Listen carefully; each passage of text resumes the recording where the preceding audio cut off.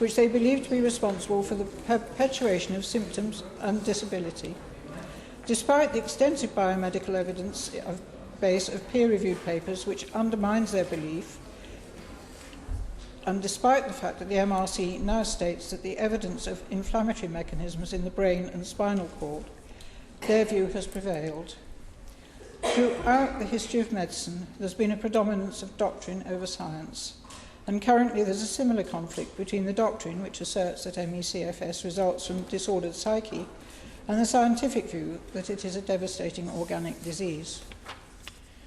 We do not know what disorder was being studied, because in March 2011, the chief PI wrote to the editor of The Lancet, "The PACE trial paper does not purport to be studying CFS-ME, but CFS defined simply as a principal complaint of fatigue.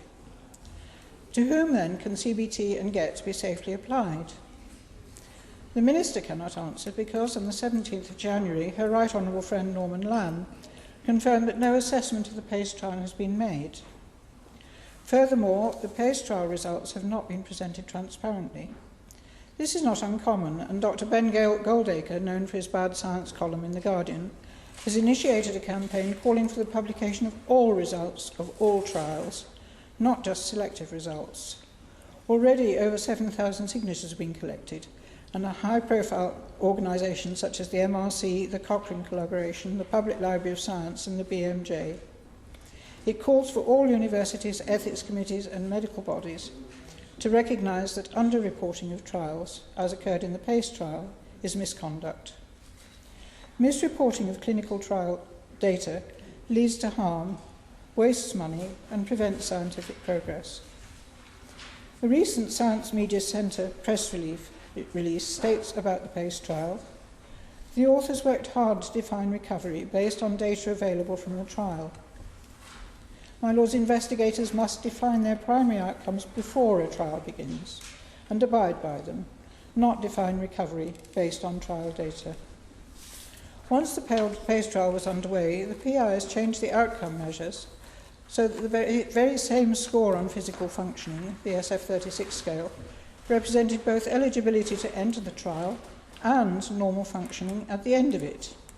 Indeed, according to The Lancet, a participant could have achieved a worse score at the end of the trial and yet still be classed as recovered. When funding was granted and ethical approval agreed, a participant had to score 85 to be considered recovered. By the time of the publication in The Lancet, this recovery score had dropped to 60, which is 5 points lower than that required to enter the study. This illogical situation resulted from the departure from the published protocol. To overcome this, the chief PI created his own meaning of terms. For example, recovery does not mean recovery, as the world understands it, and a return to normal does not mean a return to normal health. The chief PI does, however, concede that improvement and not reaching research criteria are different from recovery. My Lords, we do not know how many patients reach the initial target of recovery because the PIs have refused requests to release that data. Instead, they've introduced significantly lower measures of improvement and abandoned an objective measure, the wearing of an actometer. The results of the subjective reporting in the 6-minute walking test after graded exercise therapy were very poor, placing participants below the performance of patients waiting heart or lung transplant. Had the PIs achieved their anticipated level of success, a level consistent with their claims over many years, and a major factor in the award of research grants, they would have achieved international acclaim. What hit the headlines was the Lancet comment claiming a 30% recovery rate. And yet the best that has been shown from CBT and GET is a maximum of 15% improvement rate. A recent paper by the PACE authors purporting to show recovery rates, published on the 1st of February, is a masterpiece of obfuscation. The authors have substituted recovery for reversal of CFS without any explanation, and yet they admit that although many patients improved, the question of how many patients recovered remains unanswered. As one of the members of the Forward ME group said, it really is quite bizarre that there's absolutely no data whatsoever in this paper on what most people would regard as markers for recovery. that is, a return or ability to return to full-time employment or education, and no longer claiming any DWP sickness or disability benefits. The original claims made for recovery made it to the media, into the minds of GPs, of DWP officials, social care providers and private insurance companies, and even of the National Institute for Health and Clinical Excellence. Professor Trudy Cholder, one of the PACE trial PIs, said, "Twice as many people on graded exercise therapy and cognitive behaviour therapy got back to normal." That was widely but incorrectly interpreted as recovery.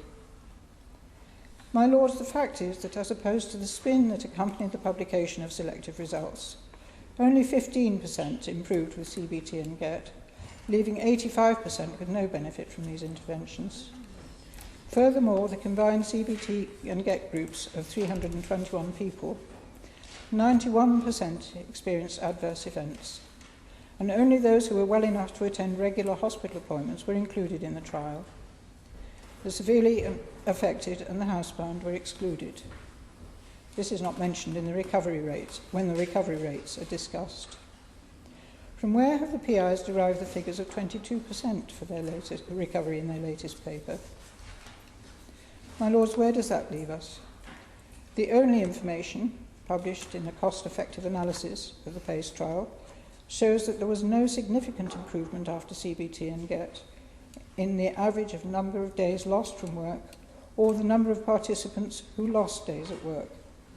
In fact, claims for income-related benefits, illness and disability-related benefits, and private pensions and income protection schemes all increased across all intervention groups during the trial. Because it is cheaper for CFSME to be dismissed as a behavioural problem, patients are denied access to diagnostic facilities by NICE guidelines, and there are very few medical consultants who specialise in anything but the supposed behavioural aspects of this disease. ME charities are inundated with cries for help as their members struggle with the benefits and social care systems. Bedridden and housebound claimants are put into a RAG group for ESA and are too ill to appeal. If they do manage to get to an ATOS assessment, they feel they're not listened to and are told they're fit for work. The DWP part-funded the PACE trial because they were assured that CBT and GET would get people back off benefits and back to work. But the promised return to employment figures have still not been provided by the PIs.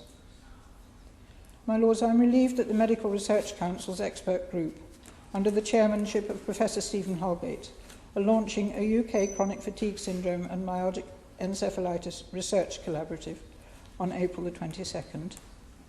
They recognise that, in the light, and I quote, of the magnitude of the disease burden on those affected and their families, involving both adults and children, there is an urgent need to increase the research effort in this field. £1.6 million has already been allocated to the MRC, by the MRC. There is an equally urgent need to assess the effects that the outcome of the PACE trial has had upon people with ME. But how can Her Majesty's Government act responsibly in assessing this when the results have not been presented transparently?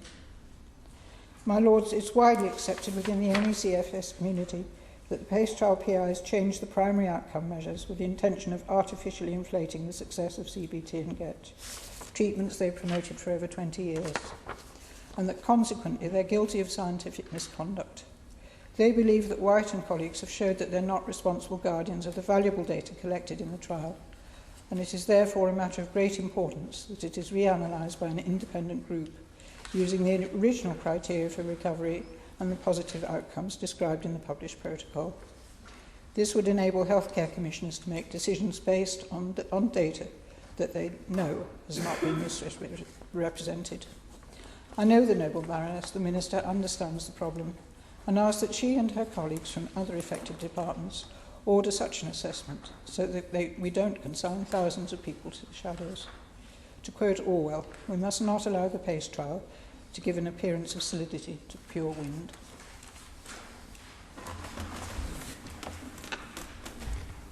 I think we're all very grateful to the noble lady, the Countess of Mar, for introducing this debate. I will be very brief, and I do apologise to her that I missed the first minute of her speech. very surprisingly, were much earlier, and unfortunately the previous speaker, Gardner of Kimball, was still on the screen when I came into the chamber. One of the issues, I think, with this syndrome, which causes persistent fatigue in for more than 6 months, together with various other symptoms, which is not relieved by rest, is that it is and has for a long time been puzzling. It isn't that there hasn't been a lot of research. I've looked, for example, at Medline, and we can see that on Medline there are 5,874 research papers on this condition. And it's very, very clear that extensive work, it's not just the Medical Research Council which funded the PACE survey, but also many other countries have been involved. For example, I've made a recent list of just papers published in the last year, and I won't bore your lordships with all of them. But for example, Moss Morris at King's, Dr. White, of course, at Barts we know of, Dr. Lehmann in Bavaria, Dr. Forbach in Denmark, Fukuda in Japan, Jackson in Australia, Lewis in Bethesda, Maryland, part of the NIH that's studied, which has been funded there, Weiberg from Hamburg and Blenberg from Amsterdam, Newton from Newcastle, Brooks from Huddersfield, Wesley, of course, from King's, and Vincent from the Mayo Clinic in Minnesota. There are many other names, but these are very prestigious departments of medicine, and they all come to the same conclusion, effectively, that really at the present time, the best treatment is almost certainly along the lines of cognitive behavioural therapy. And of course, what is different about the PACE study is that this is a detailed, controlled study which has extremely rigorous entry into it. And unlike most of the previous studies, I think I'm right in saying, maybe the Nobel Lord Alderdice might correct me if I'm wrong, but only one dropout in that study, which is fairly remarkable. It means that actually it's extremely comprehensive. So there are very good data, and they've looked at, I think, a series of issues about treatment. And it seems pretty clear to me that cognitive behavioural therapy, which actually is a bit more successful than the Nobel Label claims. It's more like 1/5 of the patients, so I don't think we should underestimate that. And they go some way to explain that were cognitive behavioural therapy used perhaps on a slightly more financially secure footing with rather more sessions, then they feel that it's likely that there would be more benefit, particularly towards the end of the treatment. I think one of the issues is this, that far too frequently we see that many of our colleagues have been vilified. These are simply because they're psychiatrists. It doesn't mean to say they're not doctors. That is, I think, a real issue. And it's not only psychiatrists who've been vilified, but, for example, Myra McClure, who was quite sure that there was not a viral causation for this disease, was absolutely vilified and decided she'd give up her research. And this is also true of Esther Cranby, who even went so far as to report her vilification to the press and changed her telephone number. And as some of you will know, I think Dr. Simon Wesley claims that he had death threats, which is, I think, very serious. The problem, of course, is that very often these vague conditions which appear to be almost certainly with a psychiatric basis, it doesn't mean to say that because they've got that kind of basis that they're less important or some way the person who's suffering from them is to blame. What it means actually is we've got to find rational ways of treating them. So I commend this study. I think it's an example of a really excellent piece of research done in a very difficult phenotype and done very well indeed. And I think the authors are to be congratulated on demonstrating very clearly that cognitive behavioural therapy, and to a certain extent some exercise in addition, is a real improvement on what has happened for these patients before. Like the Noble Lord Winston, I'm grateful to the Noble Lady, the Countess of Mar, for giving us an opportunity to look at this question, though I do have some doubts as to whether Your Lordship's house is actually the best place in which to evaluate scientific evidence and do the exploration. I actually think that repeated research by other colleagues and demonstration within the scientific community is the way to move forward. However, I think the first thing I'd want to say, and I would declare a previous interest as previously a consultant psychiatrist in the NHS, where I treated a number of patients with these types of symptoms. The history of medicine is that we've tried to clump together groups of symptoms which appear relatively regularly together and seem to have some indication of possible outcome and maybe of management and treatment. But these are temporary constructs, and it's perfectly possible that they are a whole bunch of different disorders that are overlapping in various ways. So even to talk about it as a condition, it seems to me, is making certain kinds of presumptions. And certainly to have a conclusion that there is a definite organic basis, other than to say that in every disorder there are organic and psychological elements. When we think, we can only think because some things are going on in our brains, which is a physical substrate. But that doesn't mean that we dismiss the psychological, on the contrary. So my own position in this would have to be that we really don't know what we're dealing with. We're dealing with a whole range of symptoms and complaints that people have. We don't know what the etiology is. The prognosis is very variable with different people. And we've got to continue on doing work the best we can. But in the meantime, it's terribly important that we try to evaluate how to manage the problems that people come along to us with. You know, we don't really properly understand the schizophrenias. It's a whole group of different disorders, but we still have to manage the very large number of people who have these problems, and that's the case with this group of people who come along with post-exertional fatigue and memory difficulties and pains and so on and so on. Now, when we try to do that, it's not uncommon for patients to tell us that such and such a thing helps and such a thing doesn't. I remember when I started working, and I'm not a particularly strong advocate of CBT, as some colleagues know, but I remember when I was working using CBT with some patients with depression, they would come along and I would ask them to do a diary of what they were doing every half hour and evaluate it and so on and so on and so on. And they would say, you know, I don't feel like getting up in the morning, and I'm just too depressed and I can't get out of bed. And we would evaluate that. I say, look, I know you don't feel like it, but please try to get out of bed and structure some activity for the day and do it on an hourly basis, and let's see how you are. And hey presto, of course, when they actually did that, the thing that they felt would not make them better actually did make them feel better. And they were surprised about this. This is one of the dilemmas about what patients think will help, because sometimes they are intuitively right and sometimes they are intuitively mistaken. And the only way that you can understand this is to actually do some work in a scientific way. And this is what these colleagues in this particular paper have tried to do. And some of them will have had particular notions about etiologies, but the point is they were simply looking at what worked and didn't work. What's the outcome? The outcome is CBT and graduated exercise training is helpful for some people to some extent, and it's more helpful than the other things that have been suggested. It's not helpful to everybody. It's not completely helpful probably to almost anybody, but it's better than doing nothing, and it's better than the other things that have been suggested. And that's really there's a lot of scientific tables and graphs and stuff, but that's the basic outcome to it. Now, to me, that's good news, because it gives us some indication of things that might be helpful. But it also tells us that an awful lot more work is necessary in order to find out, what are we dealing with? You know, if somebody came along and said, well, you know, there's such a thing as chest diseases, and we should treat them in such and such a way, and the cause is this. We'd say, well, yeah, well, it's true, but, you know, there is a bit of a difference between asthma and cancer. And you say, oh, really? Right. Well, let's explore that. And we're kind of at that kind of level with this set of symptoms. Now, what's really important is that when people do give themselves to scientific enterprise in this area, that we don't pillory them for their efforts.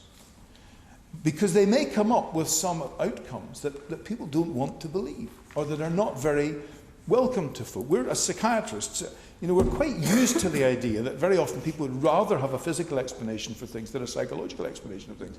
And I think it's dreadful if we, in a way, encourage that by saying, well, of course it's not psychological, as though somehow or another that's a smear on a patient that they've got psychological difficulties. So we've got to be very careful about that. And I don't suggest that members of your Lordship's House would do that, but it is something that happens out there in the community and about which we must be really very careful. So I'm glad we have the debate.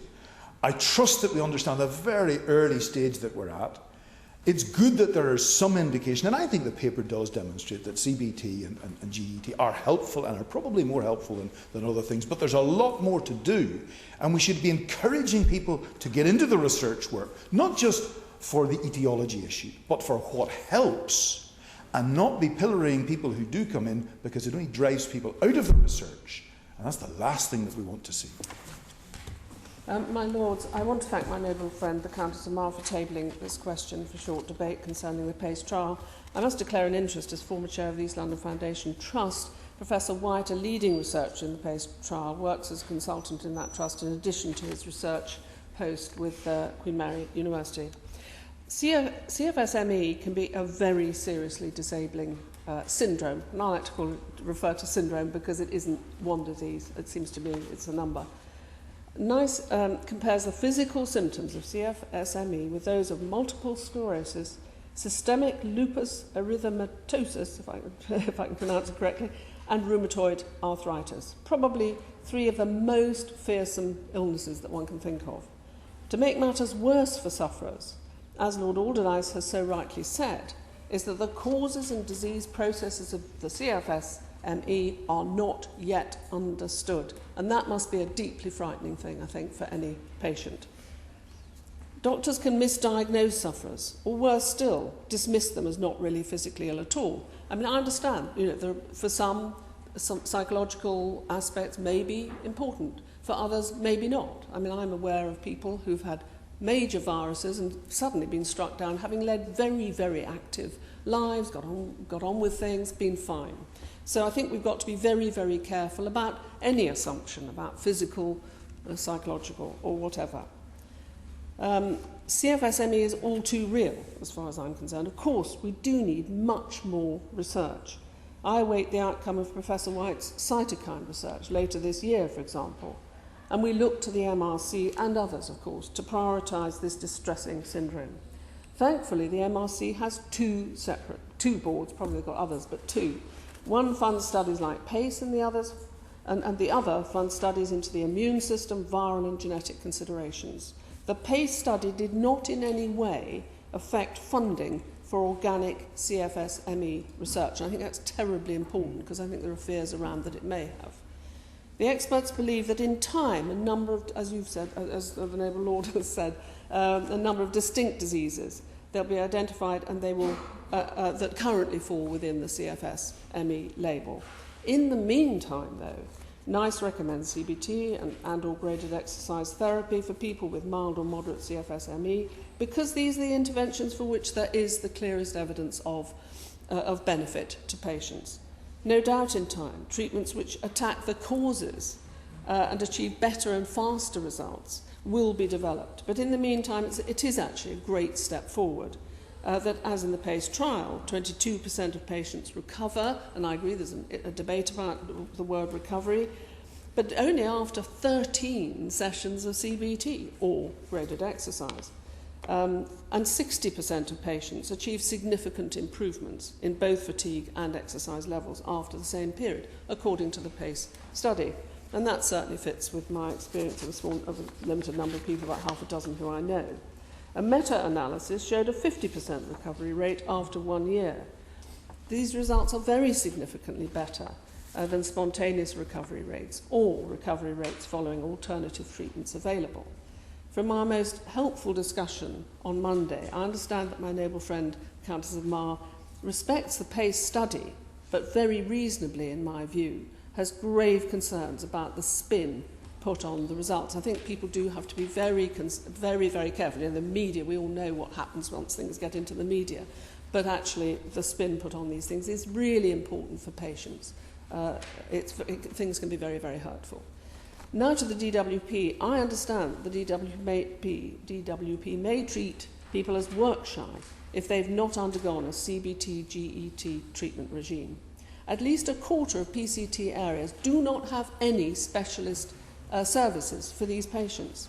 Others have grossly inadequate services, pathetic levels of services. It is essential that the DWP and indeed insurance companies take account of the non-availability of such services in many, many areas. I'd ask the noble lady, the Minister, if she'll pass on this concern to Lord Freud. It really is important, actually. The DWP also need to be aware that CFS-ME patients can take time to improve. I'm not an expert, but from the people I know, several have needed much longer than 1 year to recover acceptable levels of functioning. In terms of returning to work, the PACE trial had no effect whatsoever on the numbers of CFS-ME patients in work. I wouldn't expect it to have done. These people, on average, had been out of work for 2.5 years before they entered the trial.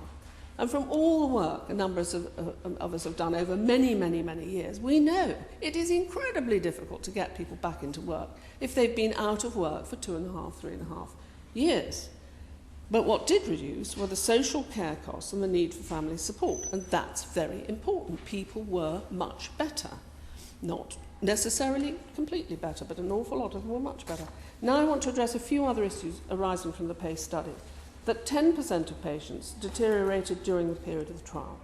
I understand that all these deteriorations resulted from life events or other infections during the trial period, and we know well that serious life events or further infections do cause or can cause relapses in this horrible set of illnesses or this syndrome.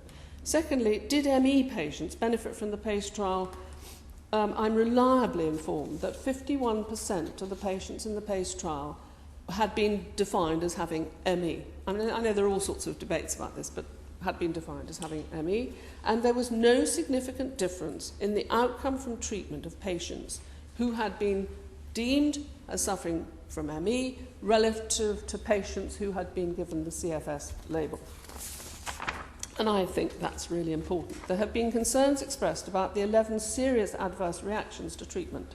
The 10 possible adverse reactions were equally distributed across the 4 treatment types. Very important this. There's no indication that CBT or GET caused any problems. There was one probable serious adverse reaction, and this was in the medical treatment group and was a reaction to an antidepressant. Some of us are very familiar that people can have reactions to antidepressants. There is no evidence that CBT or GET can be dangerous. The PACE trial is the largest ever trial of treatments of this debilitating set of conditions. It's received acclaim from clinicians and scientists across the world. Some have wanted to criticise it for changes to the protocol, but these were made before the analysis and were approved by the Independent Trial Steering Committee. They were not fixes, they were approved by that committee. The changes were minor and did not affect the results or conclusions in any significant way. Any potential conflicts of interest were published alongside all the papers, and none applied to the statisticians who did the analysis, a little tiny bit. It is very encouraging that the Association for Young People with ME accept that the NICE guidelines are useful for patients and healthcare practitioners. They are right.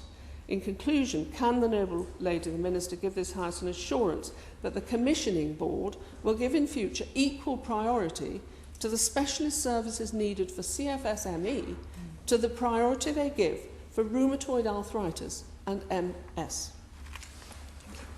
My Lords, I also greatly welcome this debate.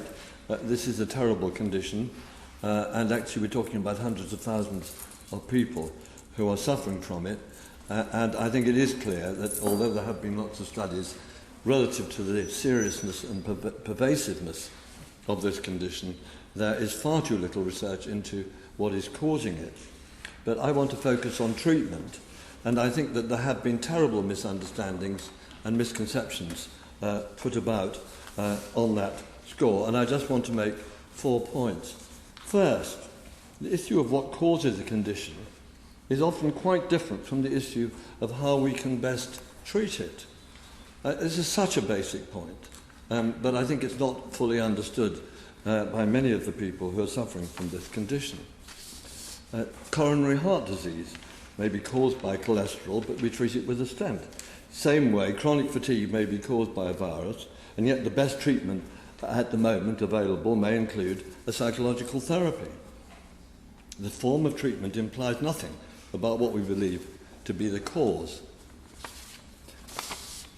So I think that people who suffer from CFS, and in almost all cases feel it's not psychological in origin, are surely making a mistake when they reject psychological support for their condition on the ground this implies something about its cause. They should, in their own interest, focus on what is the best possible treatment available on the evidence. So my second point is that we do have quite a lot of evidence about what treatments work. Surely more will be discovered in future, and some of them will surely be biological. But in the meantime, we have a large amount of evidence that both CBT and graded exercise therapy enable many more people to recover than if the only treatment they have is standard medical care. And the main point I want to make here is this is so whatever the definition of recovery. It's wrong to suggest this all depends on the definition of recovery. You can put the cut-off for recovery in many different places, and you will always find that people who get CBT and graded exercise therapy do better than people who only have standard medical care. There are many studies preceding PACE which showed this, and of course that is the main finding of PACE. I would say it's a fine piece of work by all normal standards, and I think some of the criticisms are really misleading. Some of them have been answered already. I'd just like to come back to this question of the change in the protocol and stress that this was made before any analysis was done of the results. So it wasn't that they looked at the results and said, let's change the recovery criterion. The changes were made because of discussions affecting the whole research world and agreed by the trial steering committee. What I think is very interesting, there is actually a separate paper which has been written simply on the recovery issue, which uses 5 or 6 different criteria of recovery. And again, in the PACE study shows that whatever cut-off you use, you get this same difference between the outcome of CBT and graded exercise therapy. So there really isn't a conjuring trick going on here, and I think it's wrong for this impression to be given to the community of people who are suffering if it leads to them not receiving help which they could really benefit from. I think instead of criticising the study, we should be rejoicing that we have more evidence, again, that there's something which can be done which is better than standard medical care. So moving on to my third point, actually, in a way, it's been made before, but I think, given the strength of this evidence that we have these treatments that work, it is shocking that they are so little available. This is a part of a wider story of the non-availability of psychological therapy. But this survey, which was done by Action for ME, found that there were a large number of PCTs which provided no specialist treatment clinics for this condition, or providing any kind of care, let alone this most evidence-based care. That is a disgrace. I hope the Minister can say something about that. The treatments are not unsafe. This has often been put about by the fact that, of course, some people get worse during treatment. The only argument that there would be against the treatment, if that's the case, would be if people who didn't receive the treatment were less likely to get worse. And again, the statistics are absolutely clear. The proportion of people who get worse in treatment is no higher than the people who get worse who are not in treatment. So there is no argument whatever that this is unsafe. So how could we hope to get a better deal for this large group of sufferers? Obviously, my fourth point, the worst possible way to get it is to turn the area into a battleground. I mean, it gives the commissioners the perfect excuse for doing nothing. It gives people of goodwill who might come in and really try and help people with this condition a serious disincentive for getting into this field. And as we know, and that's already been said, many of the people, or certainly some of the people who work in this area, have received repeated insult and even death threats. And I would like to pay particular tribute to Sir Simon Wesley, at King's College, London, who has led the field for many years in this area and who has stuck to it despite all this harassment. I think he and his other colleagues... The Noble Lord is in his 7th minute. We are very tight on time. I'm worried that the Minister will not have time to reply. I'll stop at this point. Thank you.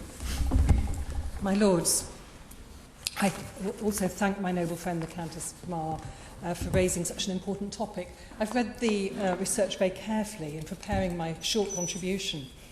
We know that some patients who develop symptoms of CFS-ME will recover fully, but the majority go on to have a fluctuating long-term condition. I agree with the Noble Lord, Lord Alderdice, that there is no single cause for this condition. 10 to 12% of people who have glandular fever will develop the symptoms of CFS-ME, but there are many other precipitants too. This is a very distressing condition for people to have. It's confusing and difficult for families, friends and employers, particularly because the condition may fluctuate in its effects so dramatically and vary in its severity. It's not surprising that people with CFS-ME may feel that they are not believed and that their family and friends are unsympathetic at times. Imagine living with an illness that fluctuates, that recurs after mild exertion and is associated with what people describe as brain fog. As it stands, there are a very limited range of therapies available, and understandably, this patient group has ended up feeling overlooked and neglected. But, my Lords, the greatest weapon against illness and disease is robust peer-reviewed research. Research into causation and the factors that sustain symptoms are both important, as is research into effective interventions. I'm particularly pleased that current biomedical research funded by the MRC is trying to understand some of the mechanisms at play, including looking at mitochondrial function, at autonomic dysfunction, and at sleep disturbance. It's essential that we continue to look at the best possible treatments. I will speak briefly about the PACE trial, which of course as most people have spoken about. It enrolled 640 participants. And just last week, the follow-up study looking at recovery after 1 year was published in the journal Psychological Medicine. You may know that the trial showed that an average of only 13 sessions of CBT or 13 sessions of graded exercise therapy over just 6 months, as a supplement to good specialist medical care, had rates of recovery of 22%.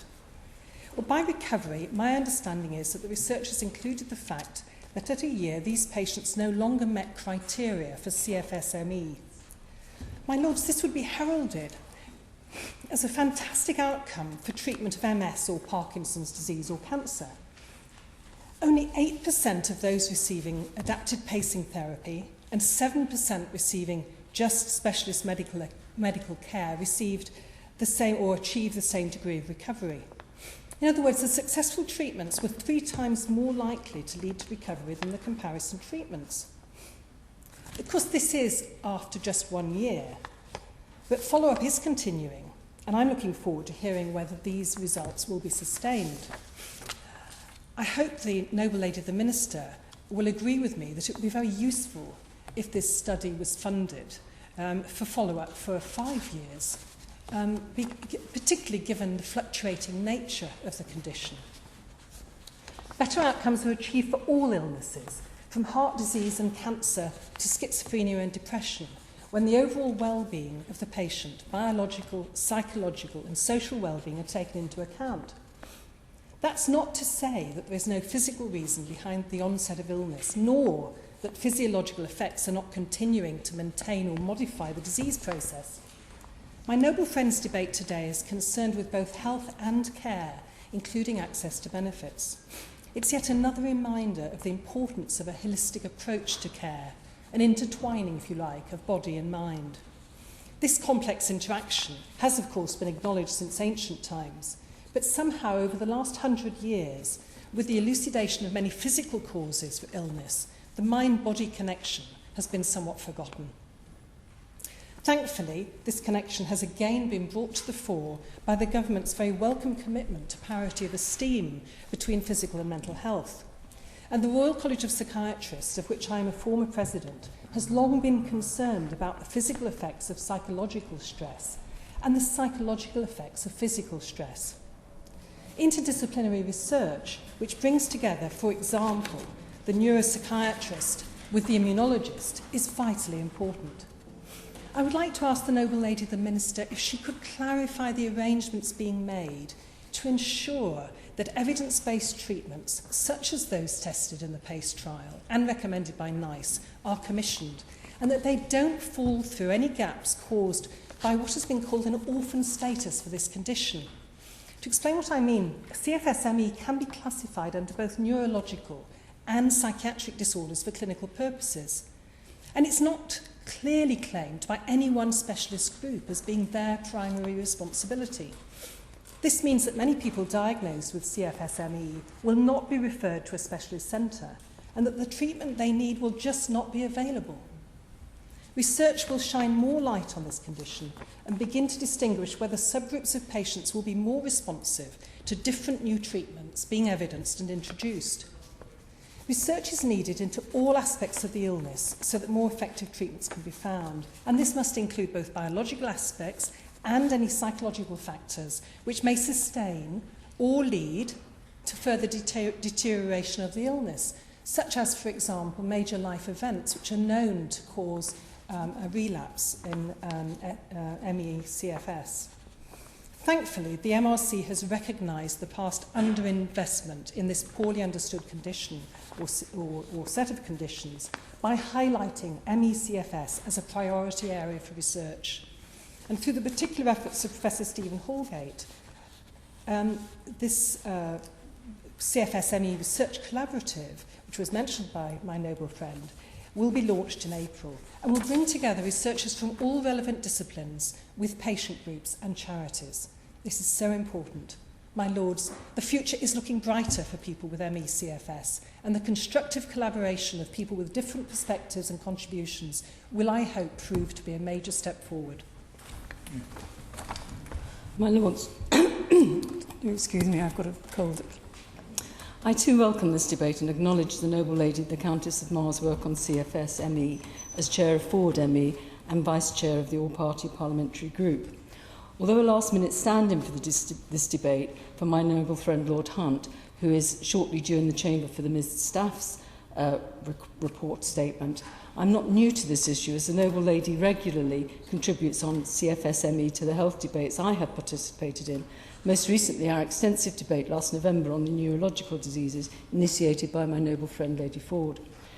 What's new to me is the focus on the PACE trial and the opportunity to hear from our expert medical and psychiatrist colleagues about the wider issues and perspectives, and about the trial itself, what it covered, who was involved, and its findings and results, and indeed about the wider extensive research that is currently being undertaken across the world. As we have heard, the PACE trial was the largest ever randomised controlled trial of treatments of CFS-ME, primarily funded by the Medical Research Council following competitive peer review and its main findings concerning efficacy and safety published in The Lancet. It was designed to compare improvements in safety after CBT and GET with outcomes after ADP and SMC. The patients were recruited from hospital clinics in England and Scotland who were able to travel to clinics to receive treatment. It was not designed to test treatments in patients with severely disabling illness, and it does seem to me as a non-expert that some of the criticisms and disappointments levelled at PACE do not fully recognise this. As we've heard from noble lords in this debate, the trial did provide clear evidence that both CBT and GET were better than ADP or SMC in improving both symptoms and disability. In fact, all the treatments were found to be safe without any serious reactions to treatments in any of the treatment groups. I understand that a paper published last week showed that CBT and GET are 3 times more likely to bring about recovery than any of the other treatments. Like other speakers, I want to underline the importance of looking to the future.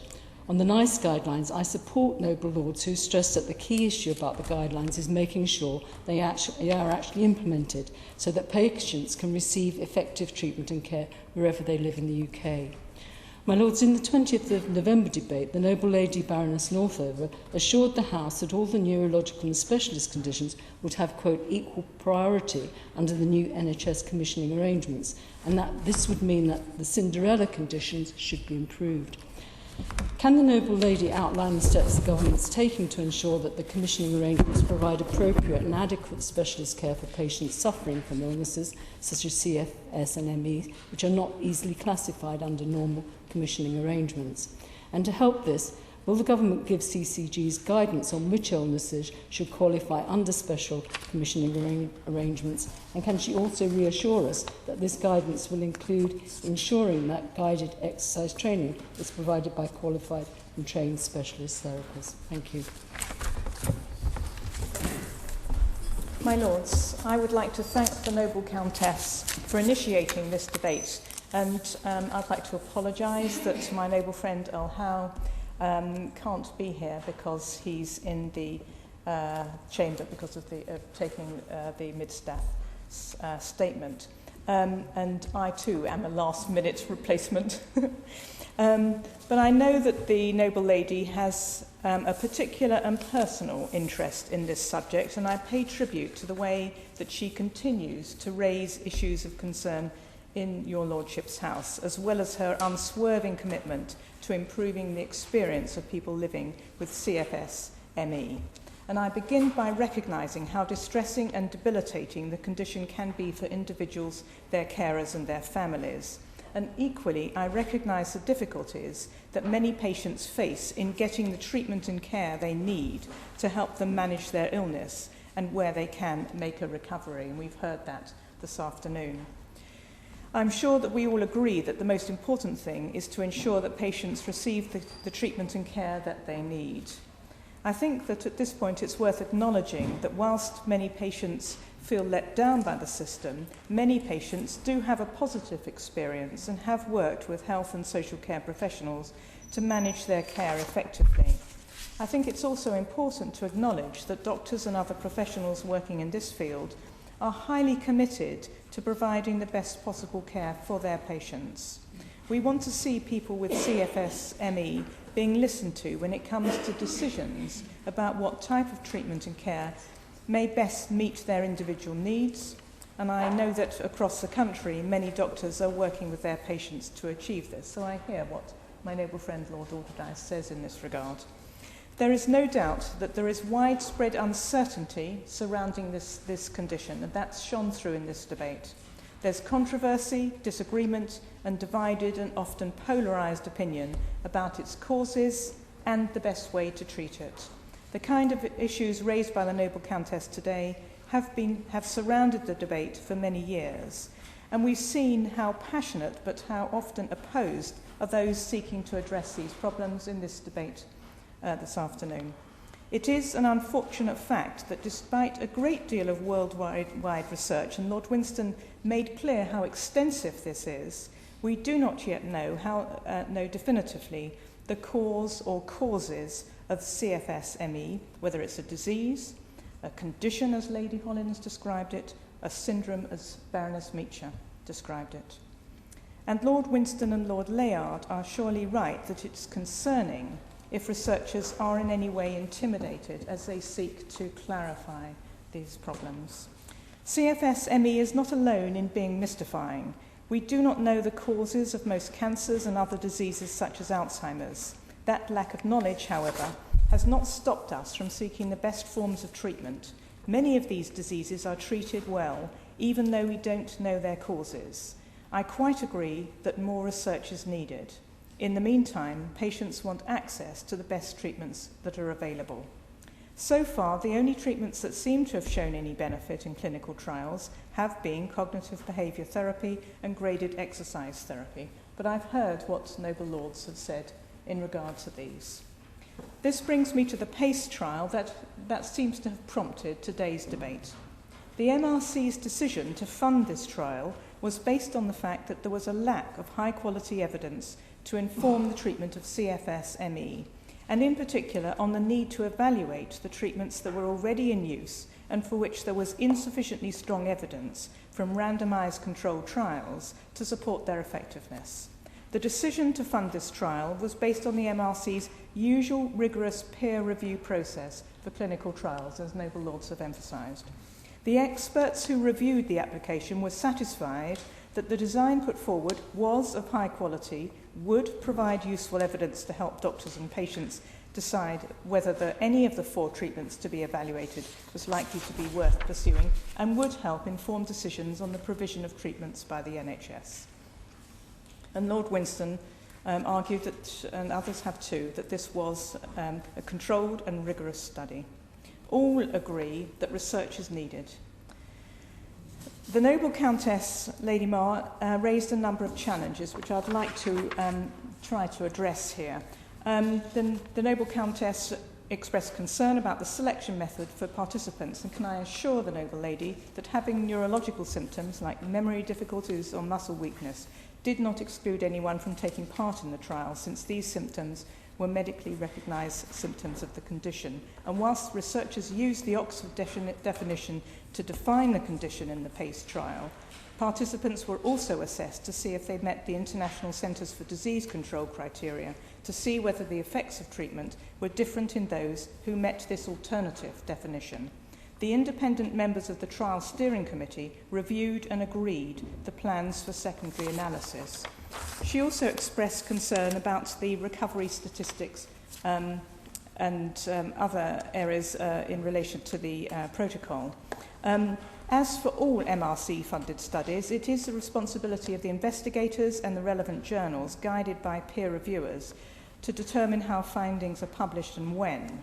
The investigators' first paper on the outcomes of the PACE study was published in The Lancet in March 2011.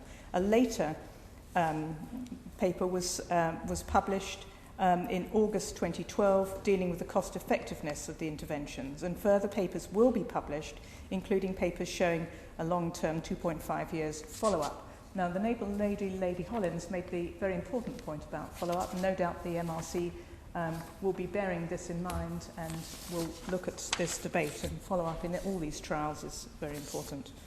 The Noble Lady, the Countess of Mar, asked about severely disabled patients being excluded from the trial. Patients had to be able to attend hospital for treatments, but a number needed mobility aids, and others received treatment by telephone when too unwell to attend clinic once recruited. The Noble Lady also asked about whether the trial data could be reanalysed.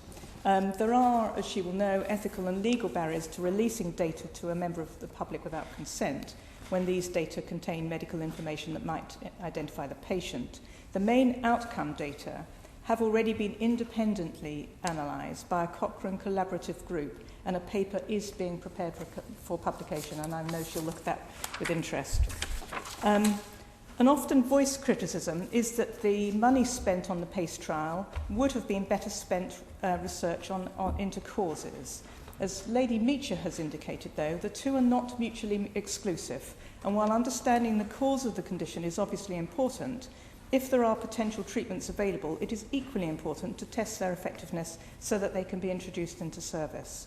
Of relevance to this, the PACE trial was testing adaptive pacing therapy, which had not been previously tested in a large trial, and which is supported by patient organisations. Various Noble Lords have paid tribute to the quality of the research, even though the Noble Lady, the Countess of Mar, was more sceptical. As the Noble Countess is aware, the findings of the PACE study reflect the recommendations in current NICE guidance. I understand that concerns have been expressed that patients may have their choices about care restricted because the PACE trial supports their non-recommendation by NICE, or that they may be forced into treatments they don't want because they're recommended. Can I assure Noble Lords that clinical guidelines published by NICE help to promote consistency, but they recognise that patients are individuals who may require different forms of management. Clinicians are therefore free to adapt the guidelines when deciding, in consultation with their patients, the most appropriate treatment. NICE routinely reviews the need to update its guidance in order to take account of the latest available evidence. And as the Noble Lady is aware, CFS-ME is currently a highlighted area And as Lady Meacher explained, it's a high priority for the MRC, and the high-quality research that has been stimulated by the MRC's recent call will add to the future evidence base. Concern has been expressed that the findings of the trial will be used to reduce the number of people with CFS ME on state benefits, and this was flagged up briefly by Noble Lords. I should like to dispel straight away the idea that CFS ME is not recognised by the Department for Work and Pensions as a potentially serious condition. There are, for example, no targets for finding individuals fit for work in the work capability assessment process. Baroness Meacher suggested raised this particular area, and can I assure the noble lady that if patients do not comply with the CBT or if they don't take the treatment that's recommended to them, their benefits might be withdrawn. Can I assure her it's not the case? Entitlement to employment and support allowance is not based on compliance with specific treatments, and anyone claiming ESA will undergo the work capability assessment. And the work capability assessment is based on the premise that eligibility should not be based on a person's condition or the treatment regime for that condition, but rather on the way that condition limits their functional capability. I'm happy to flag this debate to DWP, as she asked me to, in regard to the availability of services. Lady Meacher asked me about the NHS Commissioning Board and whether it would give equal weight to a number of other diseases. I can assure her that the mandate to the NHS Commissioning Board will ensure that improvements are made to the quality of life to people living with all long-term conditions, including this one. Lord Layard asked me about specialist treatment provided by PCTs. In the new system, clinical commissioning groups will be responsible for commissioning specialist CFS ME services. And they, as he knows, comprise of frontline clinicians. And we certainly hope that they will have a good understanding, therefore, of their local communities, including patients with these problems. The NHS Commissioning Board will hold those CCGs accountable for the services they commission, as well as providing support, for example, through the development of commissioning guides. And I understand that Martin McShane, long-term conditions lead at the NHS Commissioning Board, has already met with the CFS ME patient groups to discuss their concerns. And these discussions will inform the board's work as things move forward. The government's aim is to help individuals who are suffering from these problems, both to receive appropriate treatment and also to get back to work where they can do that and to seek a better understanding of the situation that they're in. The PACE trial was funded to respond to the concerns of patients, carers and doctors that more research into CFS ME was required. Of course, we all hope that health research results in people becoming healthier and fewer suffering from these kind of problems. But this is obviously a major focus for the MRC in making its individual funding decisions. In conclusion, I hope that the Noble Countess will agree that we are sympathetic to the needs of patients with CFS ME, and I do appreciate, as other Noble Lords do, her many concerns. I hope I have reassured her that we're investing in improved services for CFS ME patients and in an expanded research programme, and Noble Lords have emphasised the importance of research moving forward in this area, and that this should make a difference in the lives of the many people affected by this condition, and that is the government's priority.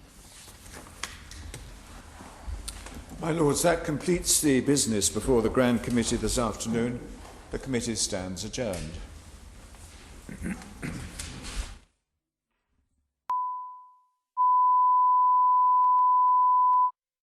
Moses